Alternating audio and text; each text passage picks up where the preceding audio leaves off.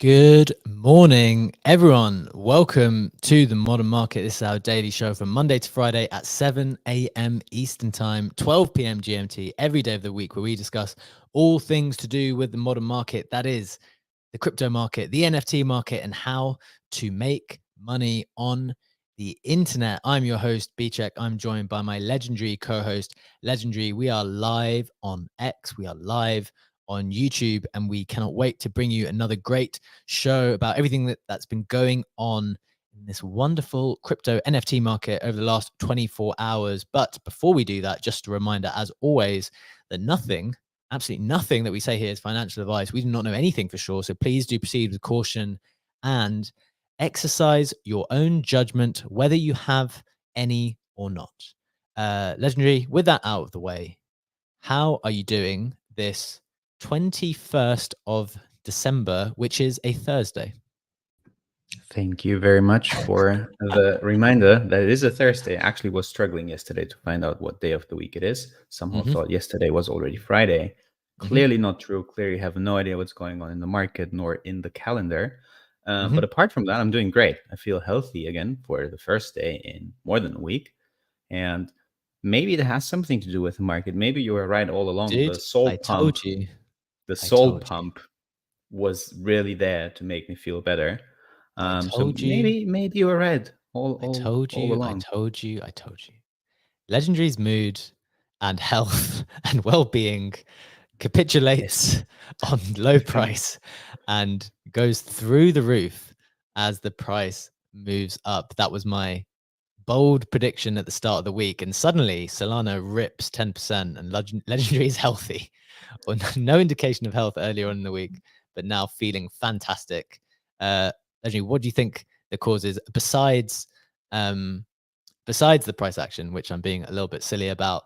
It feels like there's just a lot of good stuff for us to do, right? I think maybe there's a chance for you to talk about the modern market, how we've been progressing, but also just even behind the scenes of what you guys are doing in your business. It seems like just a positive time to be in the space, right? it definitely is a positive time. I think it's also like the first time that, in essence, you have three layer one solutions that are like full with activity, whether Mm, that's Bitcoin with the ordinals and obviously also with smart contracts coming to Bitcoin, ETH, and now Solana. Um, I think yesterday I attended an event by Boston Consulting Group and near being another layer one solution. And I think they made the point that there's currently 500 layer one solutions out there. God. 250 of those have more than 5 mil market cap. I mean, 5 mil market cap is not a lot for a layer one solution, but still, and you now have those like three dominant ones, and we didn't have that in the last cycle. Last cycle was ETH. Yes, Bitcoin did something, but Bitcoin obviously hit an all-time high, and I'm not playing that down. There was nothing to do on Bitcoin. Bitcoin was a coin to just hodl and watch the price action on it. And Mm-hmm. now you have ordinals. Now we had the Bitcoin cats that was like what 150 times oversubscribed. You have Mm. Solana NFT activity that absolutely is towering over ETH right now. And people are again in this part of the cycle where they kind of like to fade ETH and be like, yeah, there's nothing going on there. But in essence, I think we are kind of forgetting that we have almost $1 billion locked in Blast that will be unlocked in early 2024. Eigenlayer unlocks will be happening next year as well. So there's a lot of money coming into the market, and that's not money that will be used to dump ETH to buy USDC. That's a lot of DJ money that's going to flow back into the market. And we had a similar sentiment last cycle when ETH didn't do quite a lot, didn't do a lot, didn't move a lot, didn't have a lot of activity. People were on Solana and riding the Solana wave again, but then ETH moved again. And I think it's still important to not forget like amount of TVL in ETH, developers, security, history. I'm absolutely not a fan of the narrative, and I know I'm going a bit on a tangent there, that ETH is dead. Quite the opposite. I think we now have three very healthy ecosystems that are full with activity, and we didn't have that before. And Mm. normies are still not talking. Normies are still like in the old narrative of, BTC hit all-time high, and ever since then it's down only. Yeah, really good point. I hadn't really thought about. I mean, I guess it's one of the things that you feel being in the space on time, but I hadn't articulated that out loud. That we legitimately And I think that was the main reason why people were so bullish. At least that was one of the reasons I liked it so much before. I was like, this is where the economic activity is happening. Like, as you say, Bitcoin's good to hold. It goes up in value. It's digital gold. But all of the transactions, all of the high value economic activity seemed to be happening on ETH. A lot of the DeFi stuff was on ETH. And I just thought, okay, well, that's really, really bullish because it's captured just like a city, in the world where you have the capital, the financial centers. You have New York, you have London, you have Paris, you have Tokyo, you have these financial hubs which attract the capital and attention in that respect. Ethereum, in my view, was that previously. And not saying it's not that anymore, because obviously as things develop, there are more hubs. It can't just be one hub. And I guess that's what you're saying, right? Now there will be economic activity on Bitcoin. There will be economic activity on Solana. So definitely healthy from that perspective. One of the things I wanted to say just before getting into the show, also in addition, why it feels quite positive, is that everything to do with the show, everything to do on the media side has been going really, really nicely. And it just feels like we're really well positioned now. Like the Twitter account, by the way, guys, if you haven't followed the Twitter account, that is the one that's hosting the show. Please do give it a follow. We've got more clips from the shows going out there every single day. We're growing slowly as we are able to grow, just kind of taking it one step at a time. But we're putting more and more content out on the Twitter account, Modern Market, the one that's hosting. And it's just been growing really nicely. Like we're almost up to 500 already. And I have had people kind of ask, like, oh, is it worth botting, for a little bit? And I know that other big spaces have, are aware of certain people in the ecosystem who choose to, just get over that initial hurdle via botting or doing something untoward to try to get that social clout immediately. And I was like, no, like, I think it's happening already. Like, we haven't done anything. We've just got to almost 500 followers already, just on the back of the work and mine and your personal accounts, Legendary, realistically, and our reputations. And it just keeps, like, after every show at the moment, we're just gradually getting more people. And it just feels like there's a real momentum behind it. I think we'll be at 1K sooner or later. Me and you were just talking off air, like, do you think we double to get to 1K before Solana doubles? Do you have a prediction on that live on air, Legendary? I think they're going to 1K before the end of January. I don't think Solana is going to be at 180 at the end of January. Interesting. So we double up before Solana doubles up is your prediction? Yeah. Got it. Like, we're gonna have to arrange some kind of forfeit for you if that doesn't happen. But the thing is, I also agree with you, so it's not like I'm taking the other side of the bet. Funky, your hand is raised. Would love to hear your thoughts on this. What do you think? Do we double up before Solana doubles up? GM fam, I certainly hope so. And I just want to raise my hand to say this really quickly. You guys don't say you have done nothing. You have created an amazing show. I mean, so yes, the account's growing, the other one, but to say that you have done nothing, the fact that you continue to put on this incredibly high quality show every single day on weekdays and draw a wide audience of people is amazing and a testament to itself why that account will continue to grow. So if you're listening right now and you're in this audience, follow the Modern Market account and please go on the YouTube channel and sub there as well. Just want to say that. Thank you so much, man. We really, really appreciate it. As you say, when I say we did nothing, it's kind of like, well, we're not botting the accounts. That's one thing that we're not doing. But as you say, we're doing as much as we can to try to participate in the ecosystem, provide helpful stuff. And we really, really appreciate all of you for tuning in and listening in and just supporting us in the ways that Funky just described. We don't do the best job of like actually telling people what to do in terms of like, go and follow the account, go and sub on YouTube. We trust that you're going to figure it out, and hopefully you'll find your way on that journey yourselves. But we appreciate all of the support that you've given us. And also, I guess part of the announcement today is we are delighted to say we have our first sponsor for today's show. So we're delighted with that support too. And we're delighted to shout out today's sponsor, which is Gandi, the premier NFT lending protocol where smart lenders can refinance NFT loans and smart borrowers can get steady rates against their best NFTs. Gandi is advised and trusted by legendary collectors, Seed Phrase and G-Funk, and I'm an ambassador for them too. We're going to give you a breakdown of one of their market-leading features a little later in the show.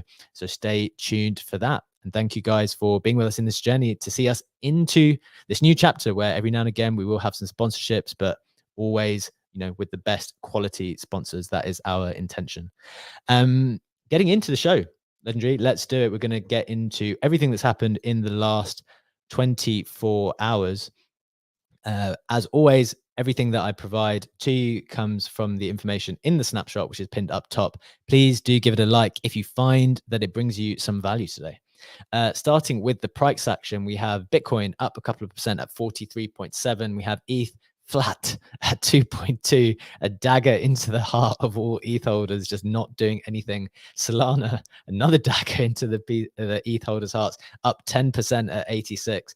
Ape at 1.6, up a couple of percent.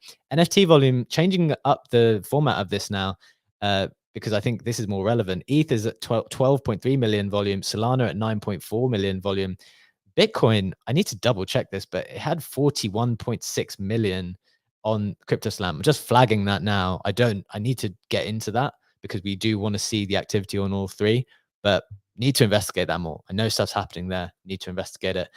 Getting into the headlines, we have investment firm Bitwise publishing another Bitcoin ETF ad with the most interesting man in the world, where he says that Satoshi sends his regards. Number 2, tech YouTuber MKBHD dunks again on bust of the year Solana phone, wondering what Legendary's latest update is with his Solana phone drama.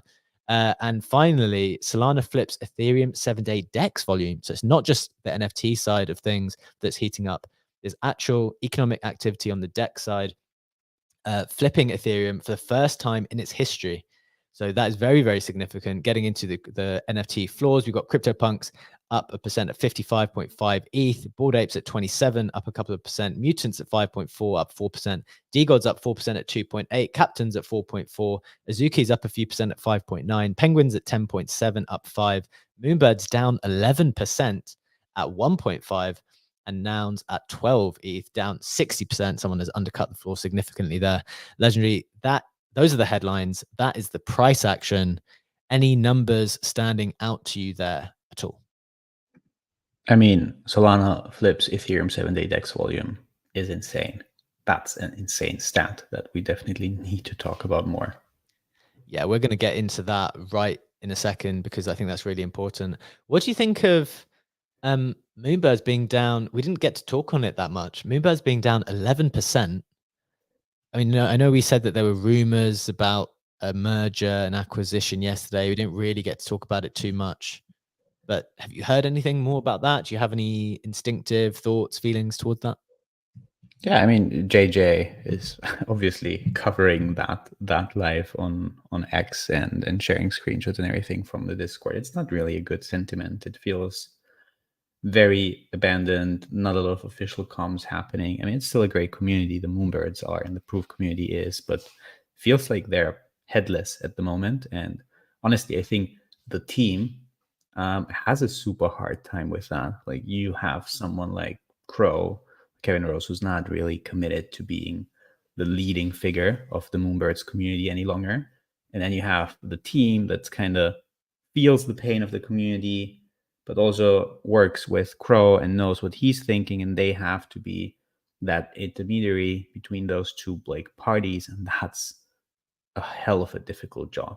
But I sold my Moonbird. I sold my Moonbirds, I should say. I only have my mythics, but I still part of the community and always enjoy the Discord and everything. But it feels like a very, very, I don't know, tough position to be in.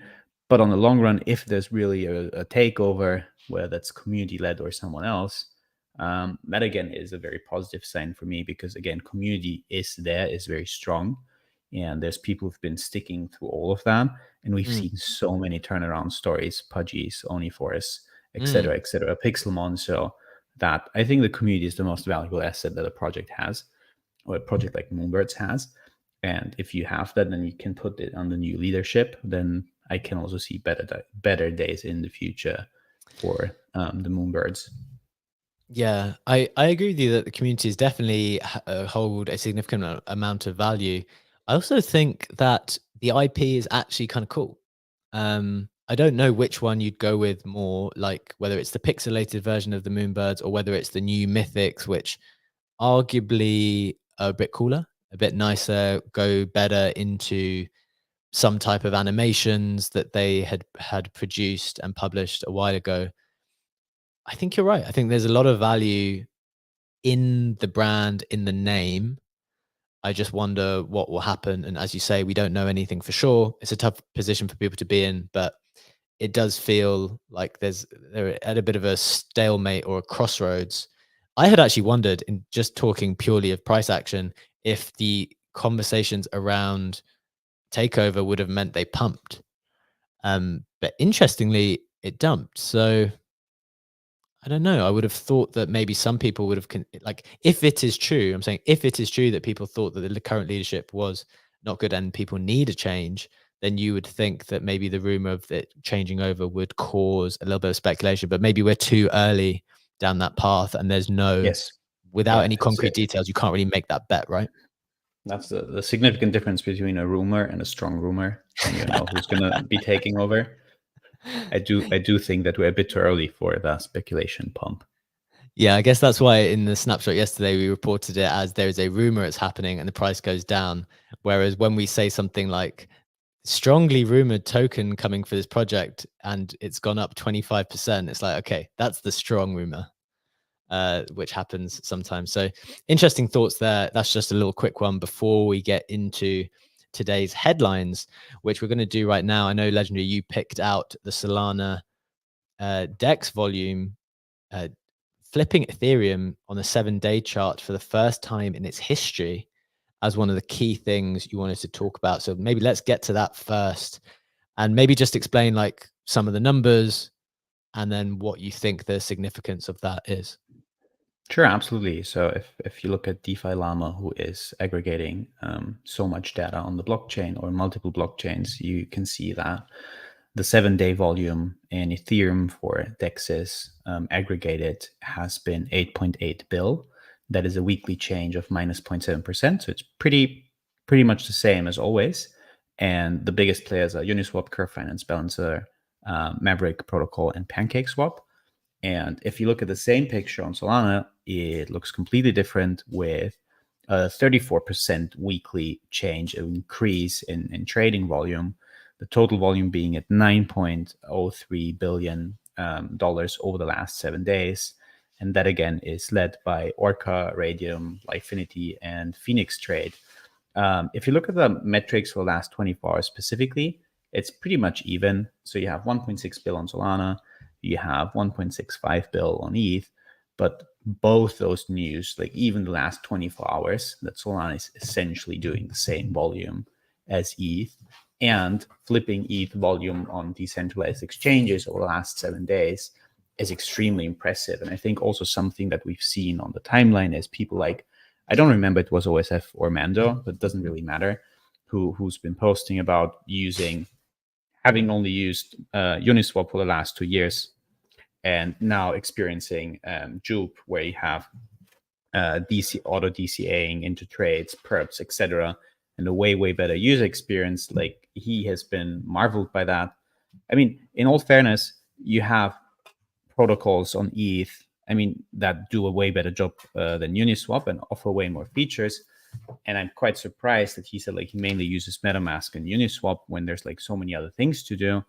But again, when we talked about this in the show so often, like, we are creatures of habit. We are very reluctant to change wallets, to change the DEXs that we use. And then when we onboard into a new ecosystem, when there's just a range of new players and we have super low transaction fees, and you've kind of been stuck in time with what Uniswap is offering over, that essentially hasn't changed a lot, apart from the V3 liquidity pools over the last 2 years.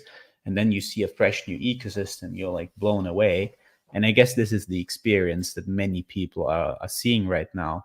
And even if you strip this away and you make the argument you can do the same shit on ETH with going to other places than Uniswap, then the point still remains that the transaction costs and the friction that are so low, and it's so much more frictionless to do stuff on Solana and ETH right now, that it is very interesting to see that move. And one final point to that, because you spoke about, the different blockchains being kind of like different hubs. Yeah. It's super interesting because you have now Bitcoin and ETH, where with the ETF approval, you will have stronger interest by institutional players who will use the ETH ecosystem mostly.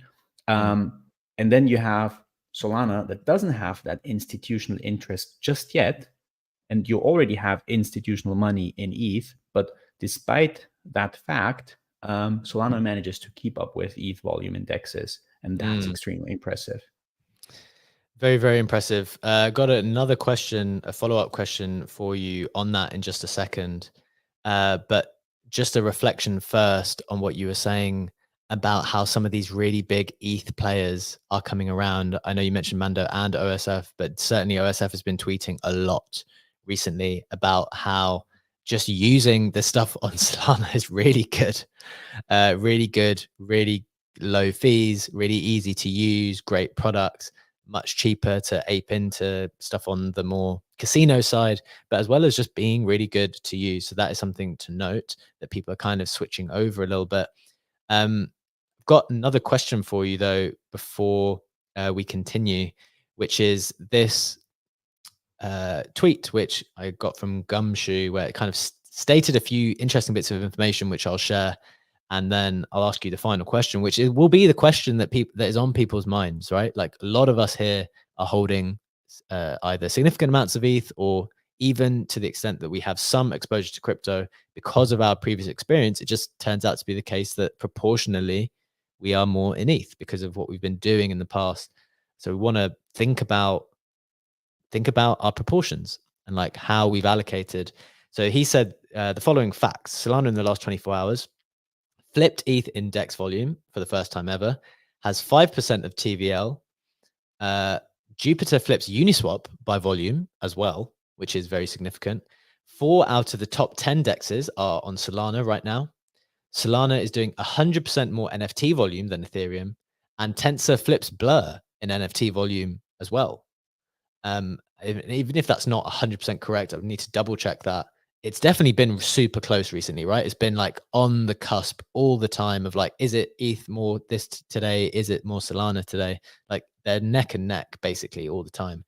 And his conclusion was it's over, which is what a lot of the Solana maxis are kind of suggesting. Like, look, guys, I know you think that Solana has gone on this run and it's going to be ETH's turn very, very soon, because that's just how these things go. But given the trajectory of behavior at the moment, do you think we do see that ETH resurgence against Solana? So the question is not, do you think ETH is going to go up again necessarily? Because I think people in crypto, like, if we're going into a bull market, we're kind of the opinion that, probably everything is going to go up to some extent, although you have to be careful even making that assumption. But I guess the question now is a more like Solana v ETH question. What are your thoughts on that? I mean, if you look at the ETH BTC ratio before I get into Solana ETH, you can see that that's at like 20x right now, which is the lowest basically from ETH perspective, or the highest ratio if you just look at the multiple since, I don't know, like 2021 or something. But I think I mostly agree with Gumshoe's points, but one point I disagree with. He says has 5% of TVL, which proves it is a worthless metric, which I absolutely disagree with. The TVL in Solana is 1 point something. What is it? Let me look it up. 1.2 bill. The TVL and the stablecoin market cap is 1.8 bill on Solana. Stablecoin market cap on ETH is 67 bill, and TVL is 30 bill. The biggest protocol on Solana, on ETH, which is Lido, liquid staking service, is 20 bill. That alone is almost like 18 times bigger than the entire TVL in Solana. And that is definitely a metric that institutional money is looking at. It's definitely a metric that stablecoin users are looking at. And if you, I don't know, look at countries, for example, with high inflation, look at Argentina. One takeaway from the BCG event yesterday, they go to shops and just buy dollars with stablecoin to transact. And they just care about user experience. They're not using ETH and not using Solana, by the way. They're using Tron for that. We talked about like who uses Tron. Those people use Tron. because they just need to participate in the economic activity, and they care about having a solid stablecoin market cap, which Tron definitely has. So I don't think it is neither over for ETH, nor do I think that ETH will underperform Solana, because institutional attention and the stablecoin use case is one of the biggest trends. If you look at those institutional players like BCG and all the other finance players at the event yesterday, nobody there talks about Web3 gaming. They talk about TradFi use cases for stablecoins and how transaction costs can be reduced, and mostly look at the ecosystem that have the biggest stablecoin market cap, which is ETH. So for those reasons, I do think that TVL is a highly relevant metric, and just that interest will allow for ETH to capture significant attention of those bigger players and put it like on a more dynamic trajectory. And I don't think that just because degens are aping into Solana right now, that ETH will on the long run lose its momentum versus Solana or other L1 solutions. Interesting. Yeah, I think it's fascinating to try, because as we've discussed before, the way to determine value is often by comparing things. And so, yes, sometimes you can compare it to the USD value, but if everything is going up at the same time, then you maybe need to make different comparisons. And so it's worth considering that. It's just one of the funny things that I've noticed on the timeline at the moment, which is that for some reason, Solana and ETH really want to have a fight. Like the people who support Solana really want to. I'm not sure who's instigating the fight, but for sure, ETH people are like not a kind of calling for the reversion back to ETH, right? Like, look, this is going to be the best programmable store of money over a period of time, and people will come to respect that again. Whereas Solana people are just like, well, look, this is what people are using more. This is what is way easier, it's way better, it's cheaper, it's faster, and that's what people are going to come in and use practically. And yeah, sorry. I guess the question for whatever you're about to say, and then is like, to what extent can both of these things exist at the same time? Or do you, like, given the way that people are antagonizing each other and going against each other, do you think that these two things need to be pitted against each other, or can they just both exist and both flourish in a huge way? I think this us versus them mentality is one of the most stupid things that we see in crypto. BTC maximalists, ETH, Sol, Aptos, Sui, Cosmos, Celestia, whatever it is. It's just absolutely idiotic. Because if you think about what will drive mass adoption, it will be having access to crypto via using your iPhone, using Android, just as you have your Google Pay, Apple Pay, your wallets on your phone, and you don't care about what blockchain is being used in the background. If you, I don't know, because we talked a bit about Near. They have Sweat Coin. They have the Sweat app that's used by 1 million monthly active users or something like that. Nobody cares about what blockchain is in the background. Nobody knows that Near is in the background. And ultimately, and then if you talk about the technical layer, you have chain abstraction, you have interoperability. You basically can have a data layer on one chain and can settle on BTC, can settle on ETH, can settle on Arbitrum, on Solana, on a completely different chain, depending what you're doing, depending whatever makes the most sense to you. And once we get into chain abstraction, that basically you interact with a crypto ecosystem without not really knowing what chain you're interacting with, because you don't care. In a similar fashion, like you don't care if you're browsing the web and they're using very typical example, the Google Cloud or AWS is not of interest to you. And if we talk about a future of crypto mass adoption, that only works out if the tech stack is moved into the background and people don't really care about what blockchain is being used in the background. So yes, of course, there's a future where multiple L1s will prosper, and that us versus them mentality is not helpful. It's just going to be specific blockchains for specific use cases that someone will pick and select in the background, and use the user at the end of the day won't care about that. Yeah, I really think, I don't know if I came up with this myself or whether someone wrote it and then I just adopted it and told everyone that I came up with the analogy, but I really think this idea of thinking about blockchains as cities is quite helpful, because it starts to make you realize that obviously there are more cities than one. or whether you think about it as countries, whether you think about them as cities, it's kind of the same effect. There will be economic activity in multiple places. One community, one leader, one country can't contain all of the economic activity of the whole world, because there are so many cultural differences, business differences, and like different perspectives on how you want the economic activity to run and move. So I think thinking about it a little bit like that makes you far softer and to the idea, and more open to the idea that, okay, yeah, there can be this type of blockchain that is completely undecentralized, and it will still be useful for this type of economic activity, because it serves the purposes of one particular aspect of the population. So I think that analogy has certainly been helpful to me when I was trying to understand, when I held a significant amount of ETH, just like, well, okay, what's the reason why people might want to do other stuff? And the answer is, well, there's just loads of other things, different types of people doing different things. And you mentioned a really good point before we move on to the Bitcoin ETF stuff about Tron, right?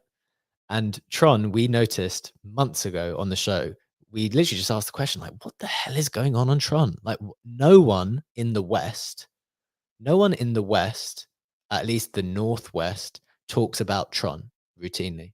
They only talk about it in the context of Justin Sun being like a little bit of a rogue character and having so much money, and like, what's he up to with Tron? That's the only way people speak about Tron. And the reality is, there might be this interesting use case where there's so much TVL on Tron. Like, there's so much, and people are just not giving it the required respect for the fact that there's that much TVL there. And then, yeah, you find out there's this really interesting use case where people in Argentina are using it to get by. And it's like, oh, okay, maybe that's just a perfect example of how we're not capable of wrapping our heads around the idea that there can be so much utility and use case for completely different things than what we are specifically using it for right now.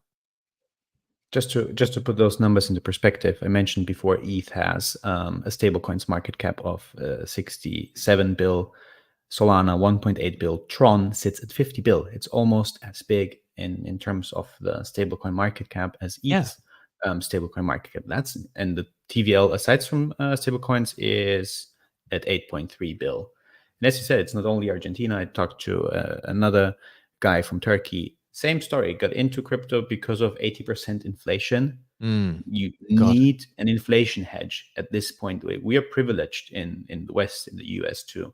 Yes, we complain about 5, 6, 7, 8, 9, 10% inflation, but we are not in the position where we have to think, fuck, how can I afford to buy groceries tomorrow? Because 80% inflation is fucking me over completely. And at that point, again, you care about what's the easiest way to get access to stable coins, to dollars, whatever, euro, if you want euro-backed stable coins, which almost nobody does that. But again, you just care about the easiest, most user-friendly way to do that. And this is why, as you perfectly said, we are not really aware of what Tron is used for, but it's in the daily lives of so many people around the globe. Absolutely. Really interesting discussion there. I hope that's helpful for people, to give people a little bit of perspective on the Solana versus ETH narrative that's going on right now as we speak on the timeline. And I suspect that's only going to heat up more as we go into Christmas, into the new year. Try to have a little bit of a framework to be prepared on how to think about that as we move forward. I want to get into the second headline, which is the Bitcoin ETF advertisements. Actually, and I wanted to look at this from two perspectives. The first perspective is just to kind of set it up for people. Legendary, I don't know if you could please change the Twitter title as I do this. For the people who don't know, Bitwise is how do they describe themselves? Bitwise is a trusted partner to individuals, financial advisors, and family offices navigating cryptocurrency. So this is based out of San Francisco in the States. And they've now run a second advertisement advertising the Bitcoin ETFs. In this one, the most interesting man in the world says Satoshi sends his regards. And I guess my first point on this is, okay, this is the second advertisement now. This seems like a formality, given that these people are advertising already, just getting people prepared. And that came on the back of one of the tweets I read most recently, where someone said that, like, the once all the ducks are in the row and people are ready for this to happen, there's going to be a significant amount of mind share that needs to be turned into this asset, right? So this type of media, I think, is only going to increase. And one of the things which Ansem tweeted most recently is that he said, I'm going to share this on the YouTube just for the people who are watching along, but for the people who aren't, I will read it out so you know what's going on. He said a lot of people wrote off crypto off 3 cycles ago, watched it grow from a $10 billion market cap asset to over 1 trillion at its high. They watched Doge go up 10,000x during COVID and sat out of everything the whole time. Post BlackRock Bitcoin ETF approval in January, they will not just watch again. What do you think of this take, Legendary? What do you think of the idea that, look, everyone has seen crypto do what it has done a couple of times now? Fair enough, at the beginning, everyone thought it was crazy. And maybe a significant proportion of people still think the same thing. But having seen such huge rises a couple of times, a couple of cycles, what do you think happens? Do you agree with this post by Ansem? I do. I think I agree with it. And I also saw Michael Saylor on Bloomberg in an interview who put it in an even stronger way. I'm going to just read out the quote. Michael Saylor said, "It's not unreasonable to suggest that this might be the biggest development on the ETF approvals on Wall Street in 30 years, and that it might even surpass the creation of the S&P index." So I definitely agree with the fact that if we see the ETF approval, which again, I'm not so sure about if we will see it in January. I very much hope. I think it's a very, very high likelihood, but I don't think it's, a done deal just because Bitwise is already advertising it, because the cost of advertising is so low versus the risk that if it goes through and they advertise and they get more attention span, that outcome is very, very valuable for them versus the risk if they advertise and it doesn't go through. Nobody really cares about that. It will go through later, maybe. So I do think that this will be not only a major catalyst, but it will kind of change the way how we will look at crypto, because it will contribute to the asset class being able to instantly mature over the next couple of years in a way that it just wasn't able to do over the last 10 years. Yeah, really interesting thoughts. I think I agree with you in the most part. Would love to bring Funky in on this because he's spoken really well as to what is going on the ETF side in the States. Funky, what are your thoughts here? I may not buy crypto often, but when I do, it's Bitcoin. I just think that using the most interesting man in the world is an incredible marketing tactic. I feel that this is going to open the floodgates. I would not be shocked in the least if let's be honest. At the end of the day, TradFi is coming to co-opt this entire asset class, right? The dream of decentralization, the cypherpunk ethos, I think, is eventually going to die. And I'm not saying, I'm just a pragmatic person, very much a centrist. We all want our bags to pump, not financial advice. But I really do think that this is a moment that is an inflection point in history. And we're going to see all of the mainstream media turn on Bitcoin's great, it's fine, buy it as an ETF. I think that it's still going to draw a lot of traditional investors into the non-tokenized version, right? Like, they're not going to hold Bitcoin themselves. It just makes it easy for pensions. They've seen the returns. There are many smart institutional players who have wanted to take part in this asset class. We have, as part of our infrastructure thing, our podcast, we're interviewing a lot of institutional players. They're all saying the same thing. They're all just waiting on the sidelines, salivating for this to go through. And once it does, game on. And I think we are going to experience perhaps the biggest bull run we've ever seen. But then I think down the road, because then we're going to have a maturation of an asset class, I think we'll see the volatility reduce over the next 10 years or so. But this is, I think, a moment and an inflection point that we will look back on in history And Legendary 10 years from now is going to be talking about this like it's, you know, the junk bonds of the 80s, you know, when he's regaling people with all sorts of interesting historical facts. But I think this is going to be absolutely massive. Really interesting. I love the thought process, love the bullishness as well. But in general, like my perspective is ultimately quite similar. Like I agree with you that at some point in time, the volatility in this market will decline as it becomes more adopted. But as you say, I think some people just see this as something which needs to get cleared before things can move. Want to get into the final headline, talk a little bit about the Solana phone, as well as some other things going on in the market in just a little bit. Want to bring you the Web3 news, get you up to speed with what else has been going on in the market in the last 24 hours too. Before we do that, I want to throw to Click. Click is a blockchain enthusiast, pseudo developer, mid innovator. Click, what's your thought on Bitcoin and whether or not we see, or what kind of happens after ETF moment? I just wanted to comment on the fact that they said like what was it, Satoshi Nakamoto sends his regards or something. Like I does anyone else just like find that like kind of disgusting? Like BlackRock is like being like shout out to Satoshi Nakamoto. Like come on, man, like that's just like that is some like backwards ass stuff, man. I can't get behind that. Like, as more people adopt this stuff, like, sure, like it's harder to kind of like maintain that like that cyberpunk ethos and everything that comes along with it. But like, if we don't have, you know, if we just kind of like give up on it entirely, though, then we're just recreating the same type of stuff that we see in like blockchain world, you know, like this like we're not going to like fix everything with this stuff, but like we can do better than what we have now. And if we don't stay diligent about this stuff, one day the whole decentralization debate will matter, and we'll wish that we weren't so quick to like, you know, give up. It's hard to make people care about this stuff, is what I'm getting at. Very, very good point. And I think that we are already at the point where the decentralization debate matters. If you look at Ethereum, we talked about Lido being the biggest protocol. It's like 30% of the staking is done via Lido.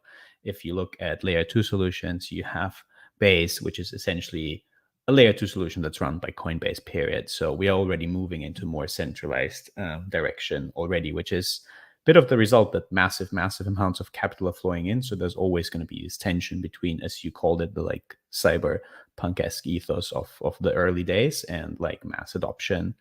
There's definitely a tension that needs to be resolved there in some way in the future. And one other thing too, since you reminded me when you mentioned Lido, like a lot of these TVL numbers get kind of like, I don't know if it's artificially boosted is like the right phrase, but like some of these dollars get counted like, you know, 3, 4, 5 times. Like you take your ETH and you stake it and you get your Lido, and then you go take that and go do some other stuff with that, and you just like, you're kind of like, you know, like compounding over and over again. And it's so like TVL is not, in my opinion, always like the best metric. It's like the easiest metric to point at, but you know if there's a good way into it.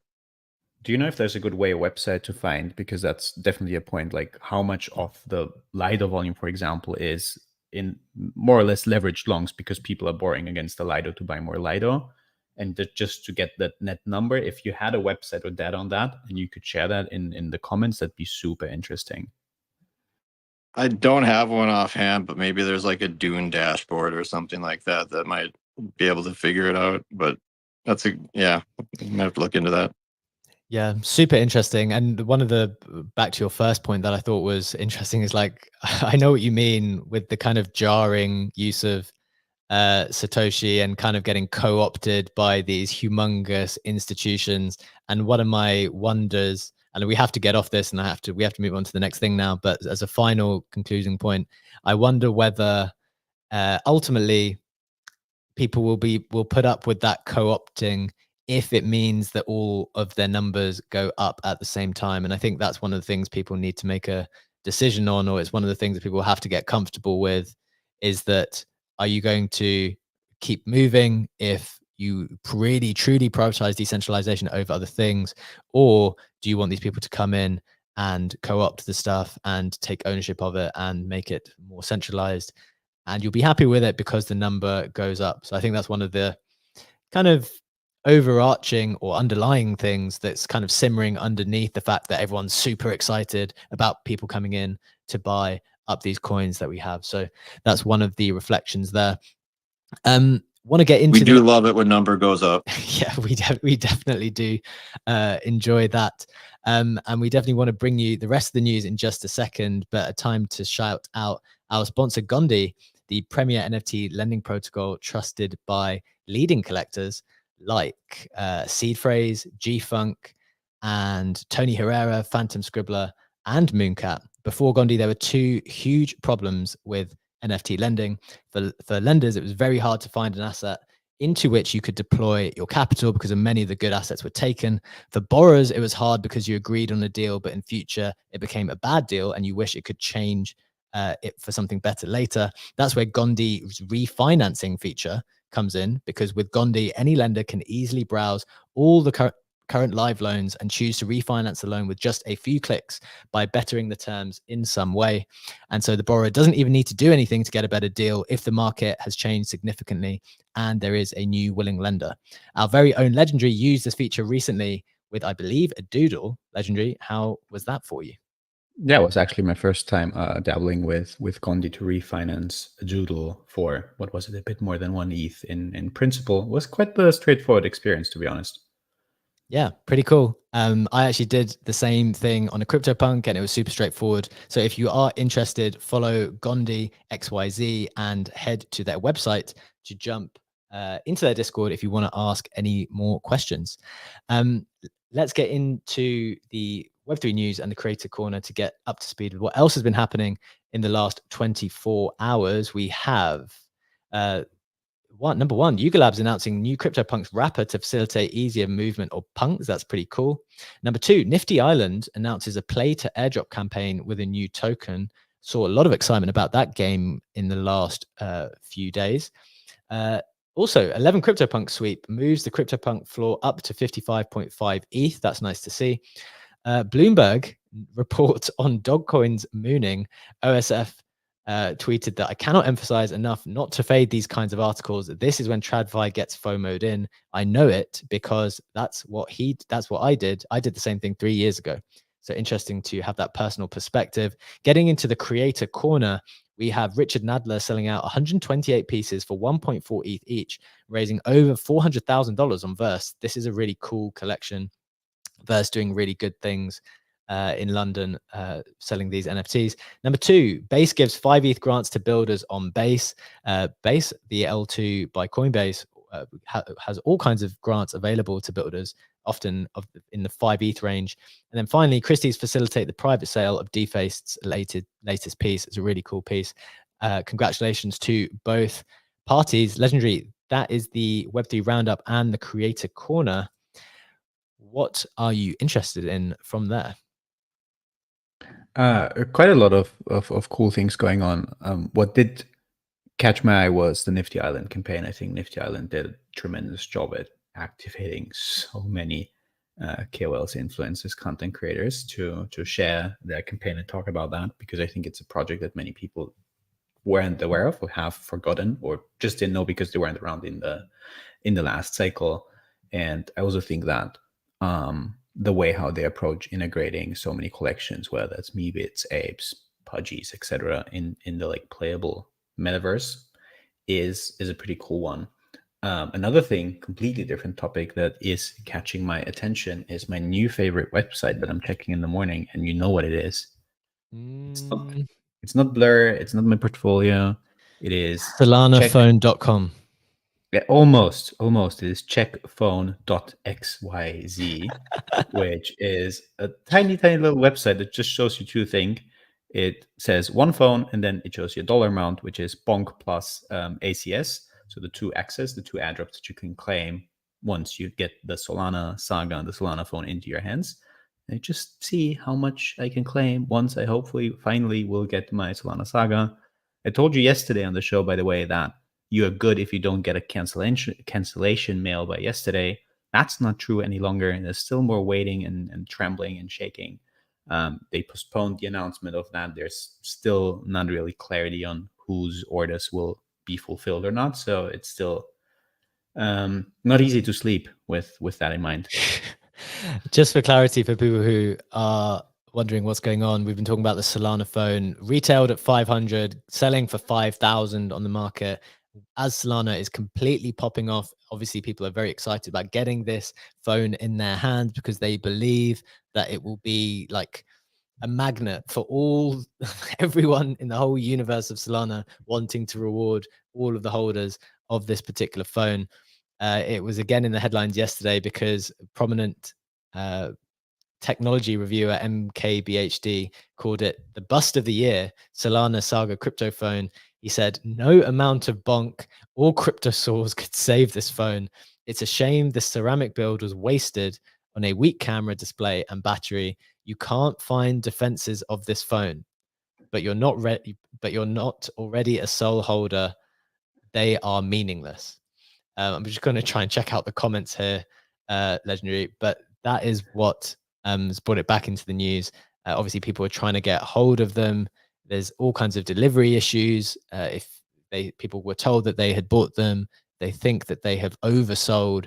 So this is going to be a bit of a dilemma, a bit of a trauma potentially going into the weekend if we still haven't heard. Any final reflections there, Legendary? I'm trying to get to the comments of this to see if there's any crypto responses. I have something better than the comments. I mean, one highlight in the comment section I saw, it was Solana Mobile saying that they want the physical award in the office, and Marquez agreed to ship it. But did you see the #2 trending collection on Tensor right now? Oh no, you tell me. What was it? Tell the audience. Saga. It is Saga Bust of the Year 2023. It's exactly a picture of that award. It is the floor price is at 4.8 Sol. There's 6,969 obviously total supply, and the volume that this collection did over the last 24 hours is 25,000 Sol, which is a bit more than $2 million US. So it is the #2 trending collection. That's so funny. Pretty outrageous. This phone is going to go down in history. It just feels that way at the moment. Or alternatively, it could just be the most overhyped thing ever. Just looking at some of the comments here, we see some people saying, respectfully, 30 million bonk and one crypto saw saved this phone. Ansem said, you think the next model could be better? What were the main issues you had with it? Oh, that's just a very serious question. I thought it was going to be a funny response. It's just like, okay, I take your point. How can they improve next time? Very reasonable from one of the most successful crypto traders out there at the moment. But that is what's going on that side. We are, of course, drawing to the conclusion of today's show. We hope that you've had a good time. Hope you've learned a lot, got on top of everything that you needed to get on top of in the previous 24 hours. We do the show every single day, 7 a.m. Eastern Time, 12 p.m. GMT. We will be back tomorrow.